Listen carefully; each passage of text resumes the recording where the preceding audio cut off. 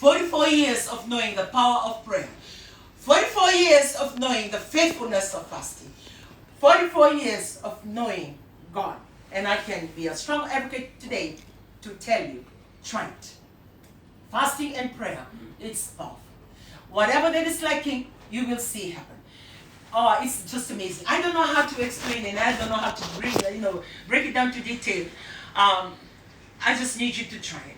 If you say that it's so hard for you to fast, try the ones that you can manage. Don't overdo it and don't overthink it. You cannot be faithful to do. There are a lot of ways of fasting. For me, from when I was in year 9 and year 10, every year I start my fasting with 40 days.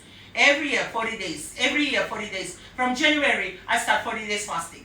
And then I go on to the 21 days, the 10 days, the 7 days. If I'm really sitting on something and I want that answer soon, or if I'm looking at its impossibilities of it, like it's so high, no other Esther fasting.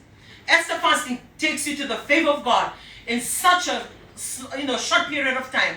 And it's amazing what it can do. So if you're sitting on something that you really need God's favor and you really need God's hand to move, it's Esther fasting. Like I said, I made reference when I was pregnant with my son in faith. And right throughout my pregnancy, and I know I have friends, we were working at the region of Fiji then, my manager was Van Raman. And I remember these days, because our office is at the top, so we have to climb up stairs. And most of the time, I'm running up and down. Imagine I was 7, 8 months, and every time I run up and down, and he'll be standing on the steps and telling me, "You cannot do that. You cannot do that. It's a health risk. You cannot do that." But for me, it was just like I never felt anything. All I know, I was pregnant, and throughout my pregnancy, which I know that Gospel can be testament to it, I was fasting. I fast like a normal person. I know fully well, in a medical term, that child in my tummy, in my womb, it needs food to eat. And that food only can reach that child when I physically partake the food. But I trusted in this God. I believe in this God. I mean, miraculously, He had brought about my son or my baby that I've been fasting about. And when He gave me, I'm not going to forego and believe in the physical essence that I need to eat. No. And I know, a lot of people will not agree with me, but I'm sharing what God did for my life. He did that for me. I was fasting right through, and every time we were eating, and they'll be looking at me and say, "You're not eating." I said, "I'm not. I'm in a fasting program." "Hey, you're pregnant. You're supposed to eat.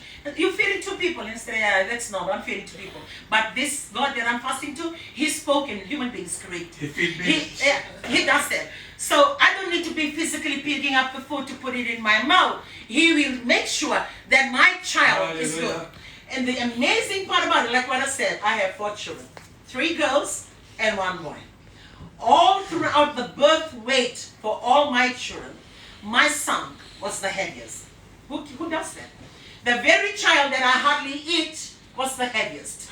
All the others, 3.85, 3.75, the heaviest go right up to 3.9. That was like my 3rd daughter, my youngest daughter. And when it came to him, he was 4.23. Hallelujah. 4.23. The very baby, the very child that I was fasting, most of the time I'm not eating. And all these 3 I was eating breakfast, lunch, dinner, balanced diet, everything normal for the 3 girls. But they were all light. All their weight was small. But for my son, the one that I'm fasting for 9 months before I gave birth, and it was a painless delivery. That's another fasting. That's another prayer. That's another testimony. I walked in, and he knows. I was scrubbing in the middle of the night. I'm scrubbing in the outside, and he called me in, and he said, "Something's wrong with you. The neighbors will think something's wrong with you. You're pregnant. 11 o'clock in the night, still scrubbing outside." I said, "Okay, I'll come in." One of those nights, I just came and said, "Okay, we pack up." And people brought me to the hospital. He looked at me and said, "You must be crazy. Are you in pain?" I said, "I'm not. I know I'm going to give birth." And he said, "But are you in pain?" I said, "No." "But how do you know?" "I just know." So we went. They dropped me off in the hospital, and he didn't drive off. I had the 3 girls there, and he said, "I will be waiting in the car." And I said, "People go home, and you pick me up tomorrow or the other day when I've given birth." And he took me all the way to Lotoka. So they returned to Nandi, because we lived in Nandi. And I walked in, and I said, "I'm ready to give birth." How silly that sounds. Because they looked and said, "Are you in pain?" "No." "Okay, so this doesn't say, can you just go?"